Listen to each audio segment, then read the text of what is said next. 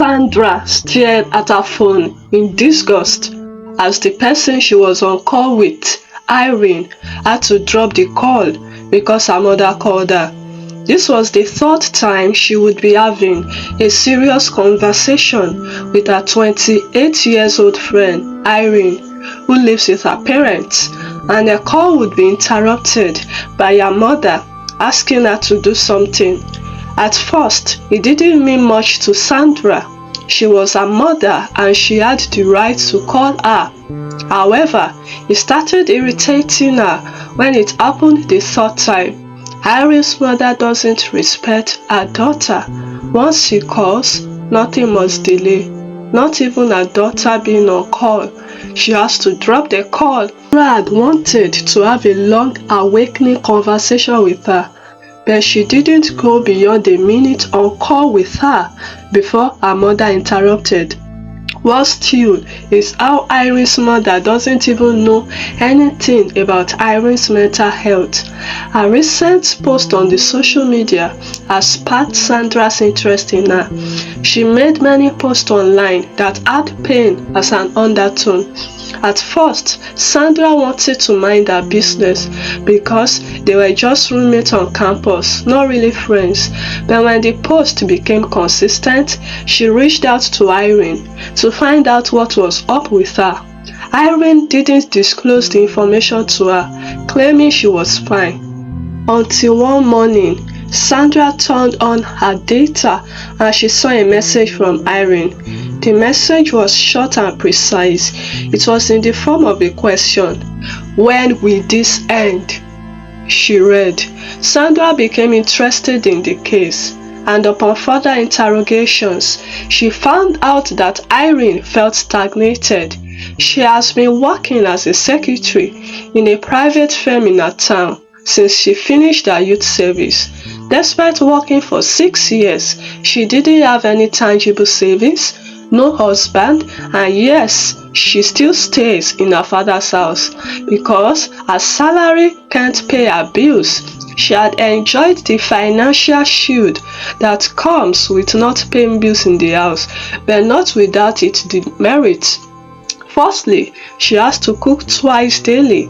Her parents don't subscribe to eating out or eating food from the previous day. They like their meal fresh. And since Irene was the only child at home, she was the unpaid chef that had to do all that. Many a times, she woke up with a passion to see a project through on her laptop. But just few minutes into working, her mother is calling her to come and do the chores. By the time she is done, most times she has lost interest in the project. She isn't a wife and mother yet, but she has a timetable similar to motherhood. One day, Irene had gone out for an evening program with her friends. It was a special program held by a ministry she followed online. They were bringing their first physical gathering to her town. She had looked forward to it in anticipation. She told her mother the day before that she would be going for a program the next day. The day came and she went for the program in company of her friends. The program had extended beyond the time she envisaged it would end. It was 8:30 p.m. She knew her mother didn't like late nights, but at the same time, the preacher had just started to preach. She couldn't afford to leave then. She checked her phone to send a quick message to her mother, but her phone was down due to low battery. She checked the time and it was 9 p.m. She reminded herself that she was an adult and there was nothing wrong with being outside by 9 p.m. She adjusted her seat to enjoy the preacher's message. Few minutes later, she had a tap on her back. An usher was tapping her, beckoning her to come outside. She looked at her friend sitting beside her, wondering what could necessitate the call. There was only one way to find out, which was to go outside. On getting outside, she saw a figure that looked like her mom amongst some ushers talking together. She shook her head. She told herself it can't be. What will mom be doing here? She muttered. However, to her shock, she found out it was her mother. after taking few steps towards them. Before she could make sense of what was happening, her mother lashed out at her. "Do you want to kill me? Did you tell me you'd be staying this long? What happened to your phone?" she asked, giving Irene no time to answer. The ushers had supported the mother and blamed her for not reaching out to her. They told her to go pick her bag and follow her mother, who was making a scene. Irene felt so embarrassed. She felt like a child. She went into the hall and picked her bag. Her friends asked her what happened. She whispered to them that she would explain to them later. Thus, she went home with her mother. Her friends had laughed her to scorn when they later heard the story. They called her "Mommy's girl." The incident affected her psychologically. Anytime she is out, no matter how important or life-changing the event is, once it is 8 p.m., she would find a way to wriggle herself out back home. She comforted herself by saying it was a virtue on her part, that she didn't know she was losing so much, the ability to be independent. Another price she had to pay for being in her father's house was having to attend her parents' church. Her father would not have her attend any other church while under his roof. She didn't like the church for many reasons, top of which was the church had the old as its major population. She didn't have fellow youths to vibe with. She followed a sound youthful ministry online, and she loved the feel that came with being in a youthful church, but she had no choice. One day, she sat down to think down memory lane, wondering why she was in her adulthood, yet she felt so much imprisoned. She asked herself what she was doing, living in her dad's house at age 28. She had gone for several interviews in Lagos after she finished service. The interview processes always had her fail at the second or third stages. She wasn't good with mathematics, and most of the interviews required aptitude tests. Also, her late exposure to the city life made some things awkward for her, like the act of shaking vigorously while in an AC fully conditioned interview room. This affects her poise, which the interviews consider as lack of confidence. Was courting with her friend for a whole year in Lagos. She went through a lot of maltreatment from that friend because she paid all the bills in the house. After 8 months of repeated trials, her age was past the entry-level professional age, and being a very innocent lady, it never occurred to her to falsify her age. She wasn't business savvy. As the few times she tried selling things in Lagos, she lost both the capital and the profit.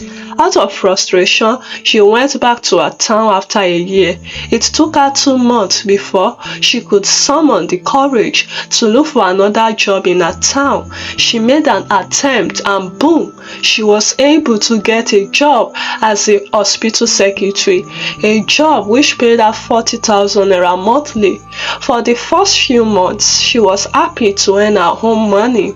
She didn't have to pay rent or electricity bills, but she bought things for the house every month, things which her mother complained of as being too small a contribution. She would increase it the next month, on and on, but her mother never seemed satisfied. Soon, it began to dawn on her that she needed more than 40k. She had a lot of feminine pleasures she wanted to indulge in. She wanted to wear wigs like the types she saw online. She wanted to go on fine cuisines in restaurants like she saw her mates do online. The few times she made an attempt to splurge, her finances for the month got greatly destabilized. She couldn't buy much foodstuff for the home, and her mother nagged at her a great deal. Maritally, the environment wasn't bringing the kind of men she would love to date. The men around were mostly local. She was hesitant about distance relationships because she just got out of one that lasted for 2 years. It cost her repeated monthly travels, risking her life on the roads, only to find out the man was cheating on her. He had a girlfriend in a city. Yes, he had sent her money for each of the travel, but what about the long hours of sitting in the bus, to and fro, to visit an unfaithful man? She got pissed off with the idea of a distance relationship. As a result of this dilemma, she had nothing going on for her romantically. She had managed her inner turmoil well for years. Not until a few months back, she started getting depressed. Everything depressed her. Seeing the picture of her friends getting married depresses her. Seeing her friends snap in exotic restaurants depresses her. Seeing them in the latest clothes depresses her. She also wanted to have that life, but how?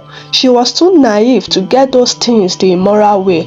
She had a strong religious background. Ironically, her parents didn't know she was depressed. Many a times she would be in the room, sobbing, and her mother's call announcing to her that it was time for kitchen would jolt her back to life. She would clean her face and, like a robot, go to the kitchen and do all that she has to do. She wouldn't indulge in any talks with her mother or their neighbor. She would just do her chores and go back to her room. Yet, not for once did her mother call her to ask her what was wrong.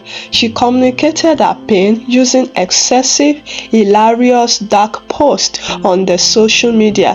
Her friends had no idea what was going on with her. They only met physically when they had outings to go. Sandra has an impressive intelligence quotient.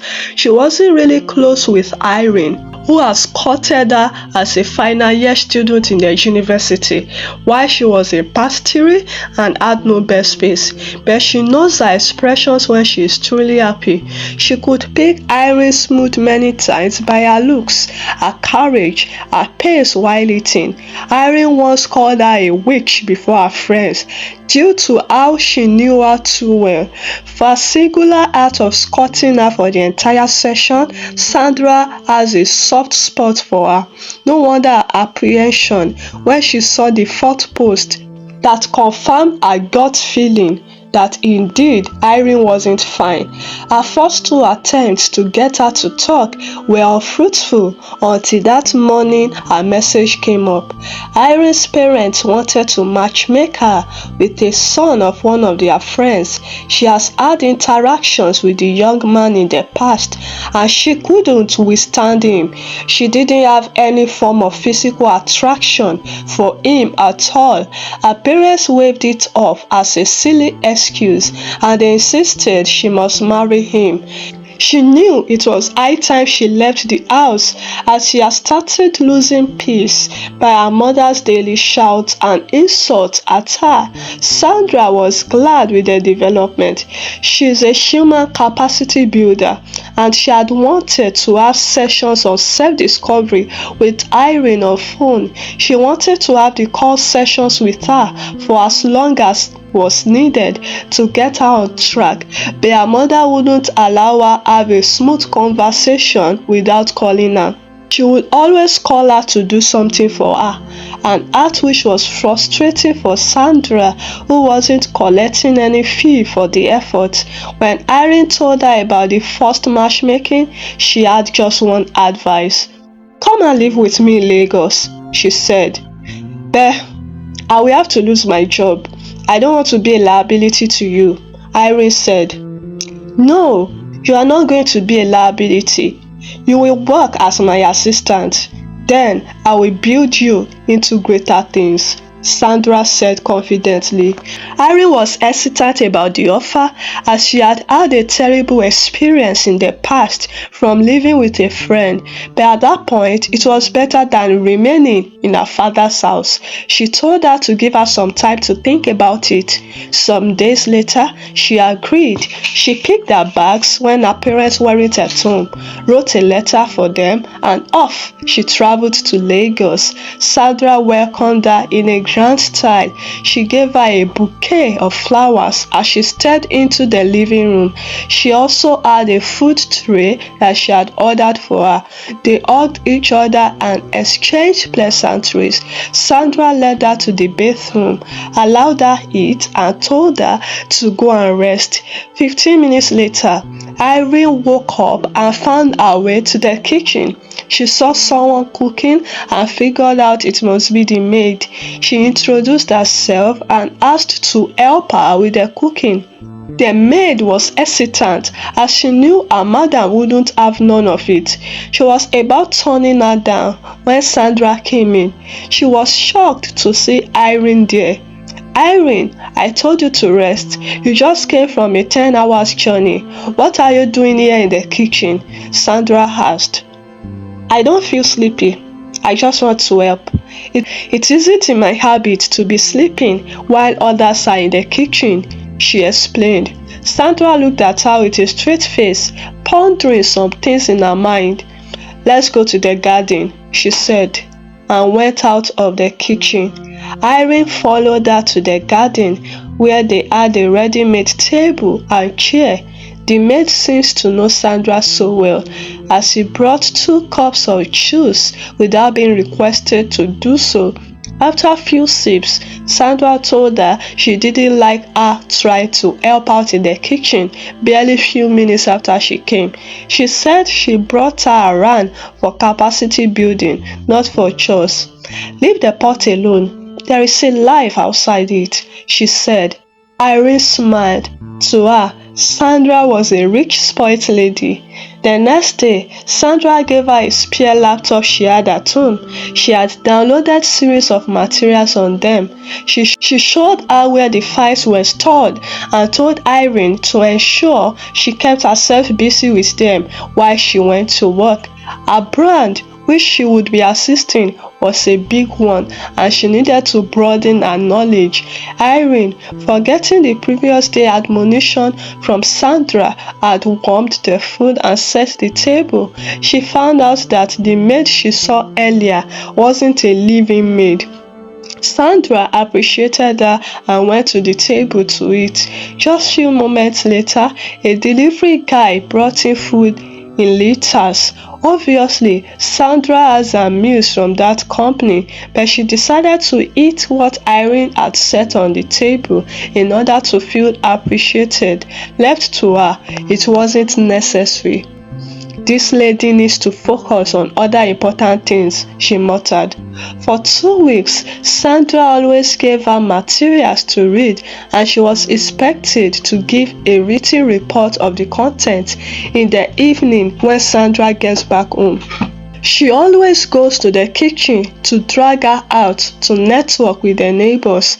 Irene has an obsession for the kitchen. Even with the meals freshly made, hot and seasoning, brought in by the delivery guy, she will still pour it into the pot to make some adjustments.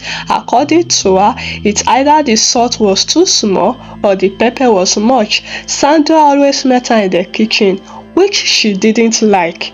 Within 2 weeks anyway, she had connected her with all the neighbors around. She drags her out, takes her to a lounge where neighbors from the houses around meet to relax. She would get her there, introduce her, and they would have fun together. Irene wasn't comfortable. She felt like she was mixing with worldly people. Sandra could pick it from her phone. She didn't say anything. She gave her a book the next morning and told her to read it. Irene didn't like reading books, but since Sandra made her believe that her job had started already and she was going to be paid for reading the materials, she read them. In the book, she learned so much about social skills and the danger of segregation. Soon, Sandra started giving her tasks to do. She was to make adequate research on the social media history of Sandra's clients who wanted an improved life. She was to find out the kind of people they follow, the kind of comments they drop for the past 2 years. She introduced her to softwares that would make it easy for her. The work looked overwhelming for Irene. She wondered how she would be able to finish each task per day. On the second day of starting the task, she had told Sandra that she was unable to finish the task for that day. Sandra was surprised because she had given her softwares that would make things faster for her. Irene told her that she had taken off 2 hours to wash her clothes. Sandra was surprised. "Is there no washing machine at home?" she asked. Irene scratched her head, looking for an excuse. "I didn't tell you I would be using it before you left the house, so I couldn't have used it in your absence. You might have gotten angry." Not believing her ears, Sandra asked her what would have gotten her angry about a washing machine. "Since you got into my house, is there anything I haven't given you? So, what's the big deal about using my washing machine? Finish this task tonight. May house chores not be your undoing. Learn to use technology and helps to your advantage. No one cares a damn about your housekeeping skills if you are poor," she said and walked inside, looking resplendent in her office pants. On Saturday, Sandra and Irene were working in the living room on their laptops. By 5 p.m., the delivery guy brought their food. The soup was sizzling hot. Irene wanted to recook it as usual. Sandra stopped her. "This food is already cooked and has a great taste. I have been eating their soup before you came," said Sandra. "But they don't soften their meat enough.